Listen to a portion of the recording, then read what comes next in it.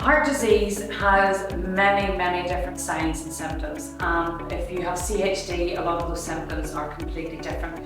When anybody says that they have a heart condition, usually people look at and say, but you look fine, you're too young to have a heart condition or heart disease. They always expect it's going to be somebody who's a geriatric or they're in their 80s. But there are commonalities between any sort of cardiovascular disease, which would be you can have shortness of breath, that could be blue lips, very grey pallor, or very high flushed as well. You can have a racing heart rate. You can have a heart rate that's very slow, or you can have palpitations. Some of them things in isolation mean very little.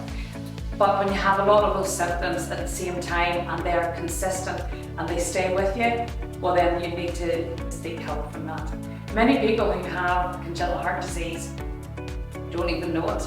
And you will hear about a lot of sports people who collapse in the pitch, or they've had a heart attack and they're only in their 20s. Usually you will find that they have an underlying congenital heart disease. In women, heart disease can be masked, signs of puberty, it can be masked through signs of menopause, and as females can often be dismissed. But the one thing that we would always say is you know yourself best.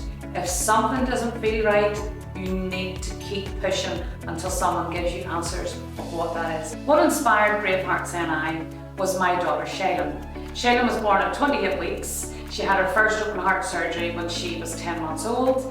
She had her second one when she was 6, and she had her third one when she was 14.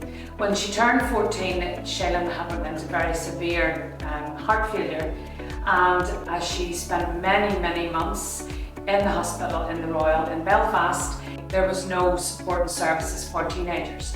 They'd only just found out that you had to transition into adult services at that stage in her life.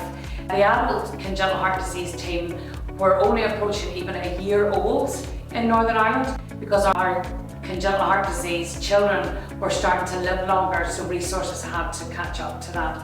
Shaylin went into very severe heart failure. She had to have more open heart surgery. She had mechanical valves and human donor valves transplanted in Birmingham, and then when she returned here she remained very unwell. She had to then go to Newcastle to be assessed for a heart transplant. At the time, Shaylin's mental health was incredibly bad, and she had this idea for a charity for teenagers, because there was no resources in the Royal for teenagers and upwards, and she said she would call it Brave Hearts.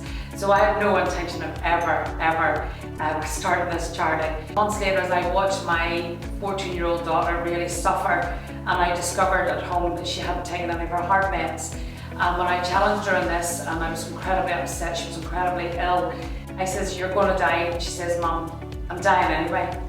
And I couldn't believe that my 14-year-old daughter had actually said that to me. So when she was critical, blue lighted back to the hospital again, while I watched her lie in that bed, just giving up and have no reason to live, I says to her, "Shaylin, do you remember that idea you had for a charity?" And she says, "Yeah, Brave Hearts." I says, "Why don't we do it?" And she says, "Do you think we can, Mommy?" And I says, "Why don't we do it? Let's do it." I said, "Get your pen and pencil there and we'll get some notes down and we'll figure it all out." And here we are, 10 years later, and we are huge, and we're going from strength to strength because it's so desperately needed in Northern Ireland.